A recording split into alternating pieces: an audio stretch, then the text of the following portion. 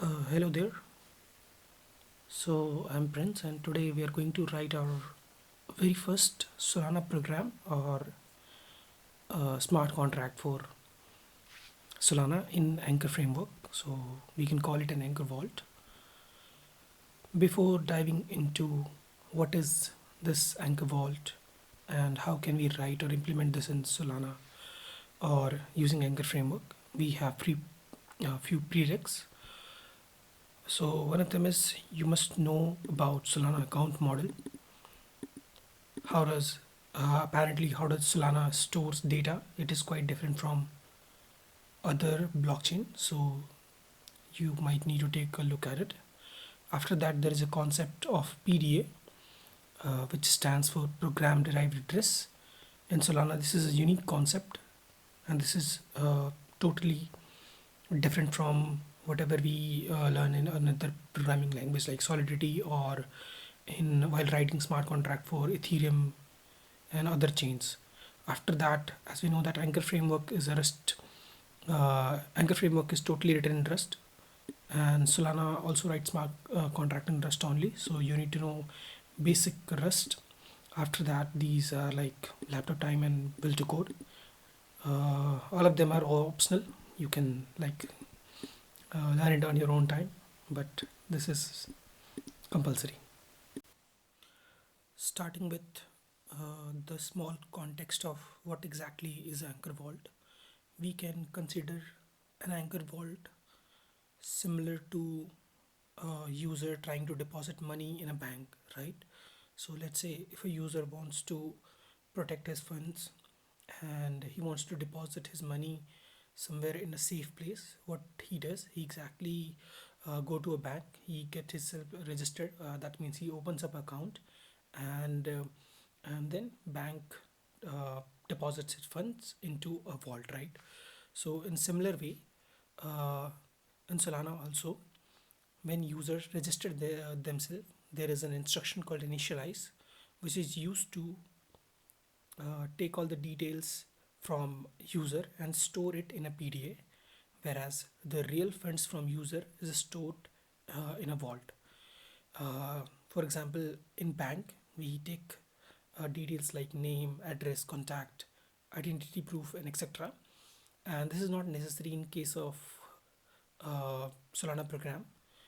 There, uh, there those things are stored in PDA, and we need amount. After that, as we know that to derive a PDA, we need bumps, so we can store those bumps so that we don't need to recalculate bump every time.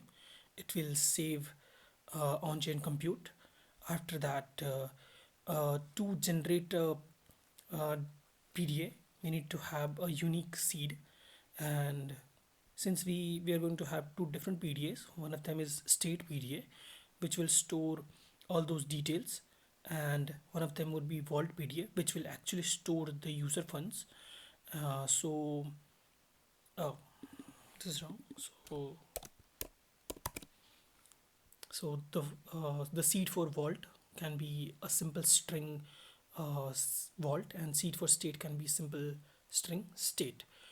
You might have a question that why can't we store the funds in the same state PDA? This is an interesting question, so I would leave it to you. And if not, we can discuss this topic in next video. And yeah, now we can get start and discuss the architecture diagram of Anchor Vault.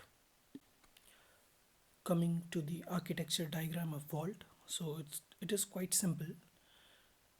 We have four different kinds of instruction, and apparently Solana makes it quite hard for developers to write code so that or it makes it quite hard for developer to write contract so that it can achieve like very fast transactions per unit, and it can basically parallelize the transactions, uh, and yeah, so that's why so apparently what happens uh, before sending a transaction to blockchain, you need to basically provide all those accounts that are related or that can be used in an instruction. and along with logic and recent block hash. These three things that you need to prepare a transaction for Solana. And so similarly, we have designed our architecture diagram in similar way. So the very first instruction that we have is an initialize instruction. So in initialize instruction, what we need is basically we need user, which is going to be a signer. After that, we need two different kinds of PDA. One of first will be a vault state PDA, which will basically store all those details as per our discussion. After that, we'll have a vault PDA, which is a system account that will be used to store users fund. And since we are creating a new account, not yeah, we are creating two different new accounts. We need system program. So apparently in Solana, everything is done via system program only. Under the hood, system program is the one who creates a new program, or he's the one who updates a new account, and after that he transfers the ownership to your contract or to you accordingly. So these are the accounts that we are going to need in very first instruction, that is initialize. And the logic is going to be just create the vault PDA, and we don't need to create the vault itself because it's a system account, and we don't need to initialize a system account. It gets auto initialized when we transfer funds into it, and when we remove funds from it, it automatically closes. So apparently Solana does what? Solana has a concept of rent. So if there is not enough rent in an account, it gets automatically closed by Solana or system program. After that, we'll initialize the vault state PDA, but we don't have to initialize the vault. After that, we'll update the details. What details are we talking about? Since we have derived two different PDAs, we are gonna put the bumps of each PDA into our state as per our discussion. After that, this is and we'll create the vault. This is our first instruction, which is initialize. After that, we'll move on to the deposit instruction. This is the place where user is going to transfer funds from his account to our contract. So we'll need pair, which is going to be a signer, because he is the one who is transferring funds from his account to our contract, so he needs to be a signer. After that, we need vault PDA because we are going to update the amount that user is transferring to contract, and we also need two bumps. That's why we need vault PDA. After that, we need vault itself, because as we know that we are transferring funds into the vault, and we need system program. Since we are doing CPIs, which will to transfer funds from user account to vault, we need system program.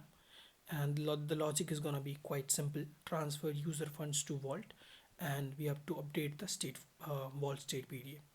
Similarly, with the withdraw instruction, we are going to do the exact opposite stuff that we have done in deposit.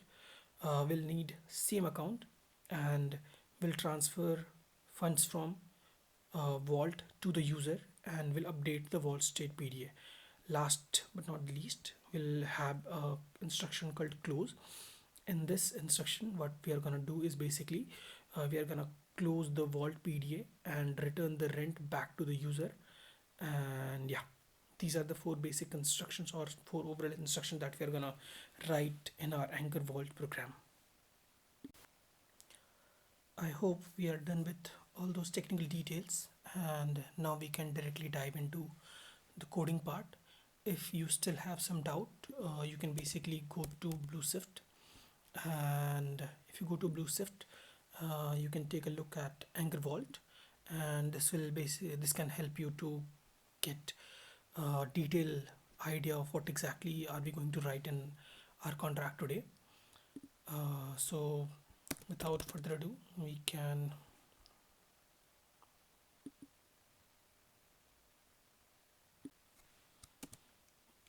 let's open our terminal, and let's go to the directory where we want to create our new project. So we can basically do anchor init, and I can name the project as Anchor Vault. This will initialize default Anchor program, and we can start writing code into that. So we'll cd into Anchor Vault, and, and let's fire up our favorite terminal, favorite code editor. And yeah, so this is a very small program, so we're gonna write the entire instruction into a single file only. But if it was a big contract like an escrow or an AMM, which we are gonna learn further in the series, we can basically initialize a multiple template where we'll get a separate separate files for each instruction. And yeah,